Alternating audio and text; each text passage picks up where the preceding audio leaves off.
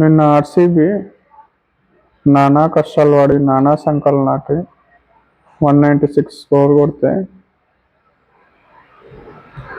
ఎవడో దొంగతనం చేసి కార్లో స్పీడ్గా వెళ్ళిపోతుంటే నడుచుకుంటే పోయి పట్టుకున్నంత ఈజీగా ముంబై దాన్ని చేజ్ చేసింది. ఎంత ఈజీగా అతడు సినిమాలో బ్రహ్మానందం సంచి చేసి పక్కకు వాడేస్తాడు చూసినావా, అంత ఈజీగా చేజ్ చేసింది. పిల్ల బచ్చగానాలు బౌలింగ్ వేస్తుంటే ముంబై బ్యాట్స్మెన్లు గ్రౌండ్లో ప్రాక్టీస్ చేసినట్టు ఈజీగా కొట్టేశారు.